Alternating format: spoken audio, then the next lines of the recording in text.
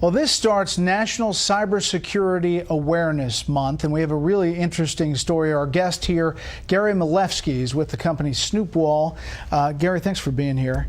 It's an interesting and alarming story that you have about this study. I think this is bigger than Ebola right now because 500 million people are infected and they don't know it. But it's not them, it's their smartphones. So tell me the breakdown. How does this happen?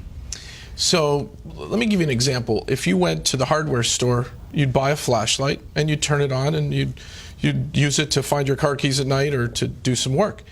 We've all installed a flashlight app on our phones. This is the app that you put on and it just goes up. It's a flashlight. Exactly.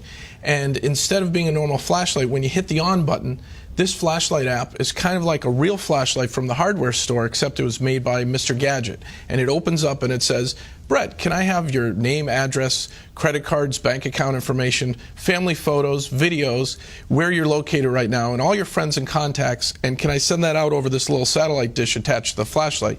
You probably wouldn't buy that flashlight and you wouldn't hit the on switch.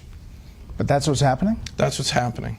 The top 10 flashlight apps today that you can download from the Google Play Store are all malware. They're malicious, they're spying, they're snooping, and they're stealing. So where does that information go? What happens to it? So I've been tracking down where it goes, and I've found 3 countries so far: China, India, and Russia. And they use it for various purposes, I guess? They use it pretty much, it seems, for criminal purposes, but if a nation state wants to collect a lot of information on Americans, this is a great way to do it because everybody installs a flashlight app. So what do you tell people? Don't install flashlight apps, period? In some cases, you actually have to not only uninstall it, but you have to factory reset your phone because they install Trojans that when you uninstall some of these flashlight apps, the Trojans are still installed, waiting to run and operate in the background while you're doing important things like mobile banking or reading your contacts list and things like that. That's amazing. Is that this is a new kind of finding? It's a new finding. So at Snoopwall, I had my team do a vulnerability assessment of the top 10 flashlight apps, and we created a threat report, which we put on our website, that shows that because this is the most downloaded app, I was always wondering why things were happening in an odd way on my phone, where my GPS was being activated and my contact list. So I had my team look into it, and we discovered this. This is brand new information. Top 10 flashlight apps, 500 million downloads, all acting in a very malicious way. So if you're telling somebody now, what would you tell them to do? Drop that app and restart your phone?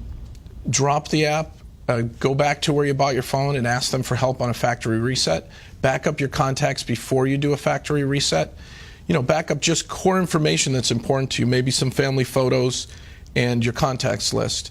And then really just go for a factory reset, which wipes all the hidden data areas where the malicious Trojans are getting installed. Now, are you hearing anecdotally that this is happening? People saying there's something weird's going on, or I mean, obviously you did your own investigation, but are people reporting it? People reported this to the FTC, and the number 2 flashlight app was sued by the FTC, and they just recently settled. They had 50 million downloads at the time, and Brightest Flashlight, which most of us have on our smartphones, had to, in the settlement, agree to put up a privacy policy before you run their app. The privacy policy, Brett, is 25 pages of legalese saying, yes, we spy on you, yes, we geolocate you, yes, we want your mobile data off your phone. We want all this info, accept or don't run our app. And most people don't read it and they hit accept. That was their settlement with the FTC.